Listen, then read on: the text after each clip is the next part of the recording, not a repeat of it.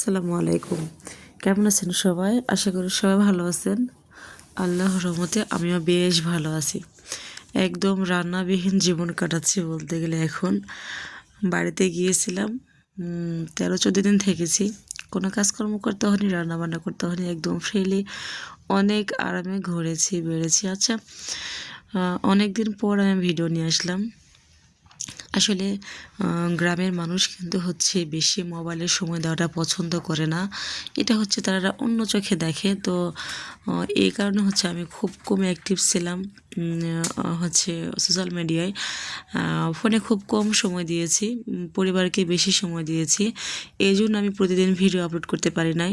তো যাই হোক, গ্রামে অনেক দিন সময় কাটাইছি। তারপর চলে আসছি বাসায় চলে আসছি ঢাকাতে। তো ঢাকাতে আসার একদিন পর আমি আমার নিজের সংসারে একদমই সময় দিতে পারি নাই। ওর আব্বু বাবা বললো চলো, মানে আমাদের আগে থেকে প্ল্যান ছিল যে গ্রাম থেকে আসলে সিলেট যাওয়ার। তো আসার পর আর সময় ছিল না, কারণ ওর আব্বুর অফিস বন্ধ হয়ে গেছিলো। তারপরে অফিস বন্ধ সেহেতু তো মানে এই টাইমটাই বেড়াতে হবে। পরে তো অফিস করলে আর বেড়ানোর সময় থাকবে না। তো হাতে মাত্র একদিন সময় ছিল বাসায় এসে। তো আর কি ভিডিও করব। তো সোজা চলে গেলাম সিলেট ঘুরতে। সিলেট গেছিলাম ঘুরতে। তো সিলেট যাওয়ার পর এই বাসাটা নিছি, মানে একটা একটা রুমে 2টা বেড ছিল। যেহেতু ছেলে বড়, তো ছেলের জন্য আলাদা বেড। হ্যাঁ, আলাদা রুম নিলে নেওয়া যেত, বাট সেটা হয়তো আমাদের জন্য অনেক বেশি খরচ হয়ে যেত। কারণ একটা রুমে আমার পার ডে প্রতিটা দিন ২৫০০ টাকা দিতে হয়েছে, বেতন দিতে হয়েছে। বেতন মানে ভাড়া দিতে হয়েছে, প্রতিটা দিন ২৫০০ টাকা করে দিতে হয়েছে। তো আমরা দুটো নিলে প্রতিটা দিন ৫,০০০ টাকা দিতে হতো। তো ওটা আমাদের জন্য অনেক বেশি হয়ে যেত। তো যাই হোক, একটা রুম নিলাম। তো রুমটা ক্লিন করলো ছেলে এসে, পরিষ্কার করে দিয়ে গেল। তো এই যে আমরা চলে আসছি কিন্তু এখানে ঘোরার জন্য। আসলে একটা গাড়ি নিয়েছিলাম, আরও একটা ভিডিওতে আমি বলেছি, ছোট্ট একটা ভিডিও আমি দিয়েছিলাম। আমরা মোট 4 দিন ছিলাম। 4 দিনে একটা গাড়ি রিজার্ভ করছিলাম, প্রাইভেট কার। তো গাড়ি নিয়ে আসার পর গাড়ি কিন্তু এত দূর আসতে পারেনি। গাড়ি এক জায়গায় পার্কিংয়ে রেখে তারপর অনেক রাস্তা, প্রায় 1 ঘন্টার মতো রাস্তা আমাদের নৌকায় আসতে হয়েছে। তারপরে যে আমি এখানে এটা সাদা পাথর, এটা মানে এই জায়গাটার নাম বলা হয় সাদা পাথর। তো সবচেয়ে আমার কাছে এই জায়গাটা বেশি ভালো লাগছে। জাফলংয়ে গিয়েছিলাম, ওখানে ঝর্ণাটা বন্ধ হয়ে গেছিলো, ঝর্ণা পানি পড়তেছিল না, এই জন্য আমার কাছে ভালো লাগেনি। তো ওখানে বেশিক্ষণ থাকিনি, চলে আসছি সাদা পাথর এখানে। তো এখানের পানিটা এত বেশি, পাথরের উপর দিয়ে পানি যাচ্ছিল, মানে এত বেশি ভালো লাগতেছিল বসে বসে। আর এই যে পাথরটা অনেক বেশি পিছলা, হ্যাঁ অনেক বেশি পিচ্ছিল। তো অনেক ভয় করতেছিল। আমার হাত ধরে যেখানে নিয়ে আসবে সে মানুষটা ছিল না, কারণ আমার হাজব্যান্ডের কোলে ছিল আয়েশা, আর যেহেতু বাচ্চা কোলে সেহেতু তো তাকে এখানে নিয়ে আসা যাবে না। আর আমার ছেলের হাতে ফোন ছিল, সে ভিডিও করতেছিল। তো আমি অনেক ভয়ে ভয়ে এখানে আসতেছিলাম। তো এটা ভিডিও করার জন্য আর কি অনেক কষ্ট করে এসেছি। তাছাড়া আমি যতবারই এসেছি, আমি বারবার আসছিলাম আর যাচ্ছিলাম, কারণ ছোটো মানুষ আমার আয়েশা, ও আবার মানে আমাকে ছাড়া কিছু বোঝে না। তো তাকেও সময় দিতে হচ্ছিল, আবার নিজের নিজে ভালো লাগা বা নিজের আনন্দের জন্য এখানে বারবার আসে বসতেছিলাম। তো এর আগে যতবারই আসছি ততবারই আমার হাজব্যান্ড আমার হাত ধরে ধরে নিয়ে আসছে। তো এখন ভিডিও করার জন্য আমি বললাম আমি এতক্ষণ ধরে আসছি, প্রায় 2টা ঘন্টা আমি এখানে বসেছিলাম। এত ভালো লাগছে আমার ছেলেও বলতেছে আম্মু এখানেই থাকবো।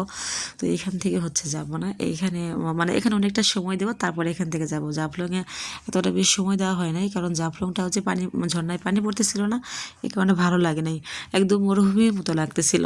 তো ওখানে অল্প সময় দিয়ে চলে আসছি এখানে।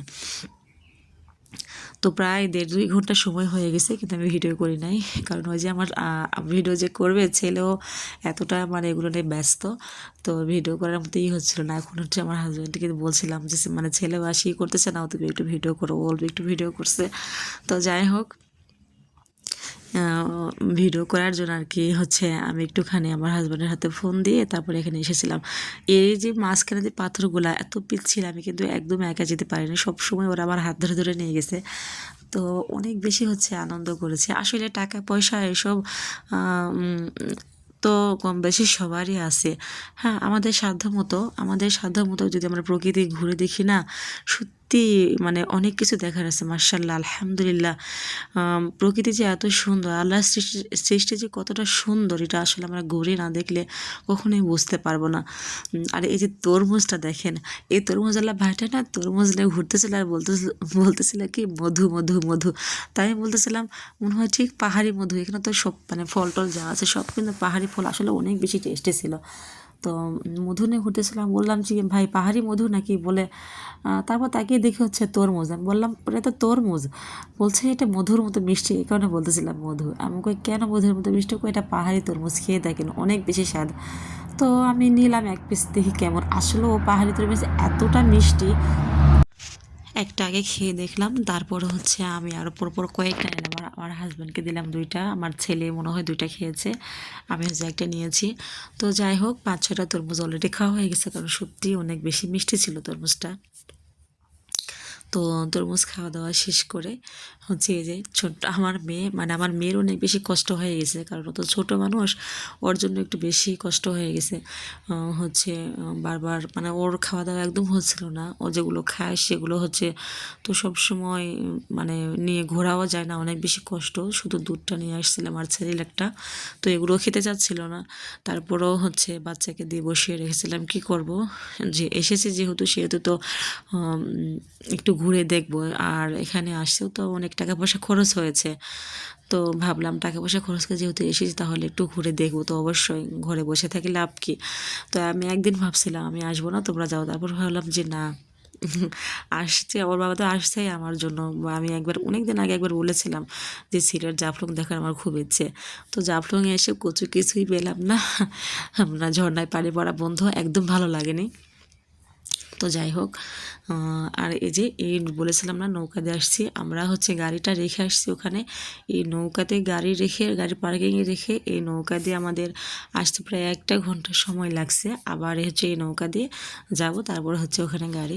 তো যাই হোক, আমার ভিডিওটি পর্যন্ত কে কে আছেন তাদেরকে অনেক অনেক ধন্যবাদ। যদি নতুন কোনো বন্ধু এসে থাকো তাহলে অবশ্যই হচ্ছে আমার চ্যানেলটা সাবস্ক্রাইব করে দিও। আর হ্যাঁ, যদি আমার ভিডিও ভালো লাগে তাহলে আমাকে সাপোর্ট করিও, আমি বলিনি ভালো না লাগলে সাপোর্ট করতে হবে। তো এবার খুব ইচ্ছে ছিল ইন্ডিয়া যাওয়ার, তো সেটা আর কি হয় নাই, কারণ ইন্ডিয়ার ভিসাটা বন্ধ। তো ভাবলাম কক্সবাজার যাব। তো এর আগে গিয়েছি কক্সবাজার 2বার। তো আলহামদুলিল্লাহ, আমার স্বামীকে কোনো ইচ্ছের কথা প্রকাশ করলে সেটা সেই ইচ্ছেটাকে মানে পূরণ করে। আসলে ভালোবাসা কিন্তু সুন্দর, যদি সেখানে সম্মান থাকে, সম্মান থেকেই কিন্তু ভালোবাসাটা আসে, তাই না? তো যাই হোক, আলহামদুলিল্লাহ আমি আমার পরিবার নিয়ে অনেক অনেক বেশি খুশি।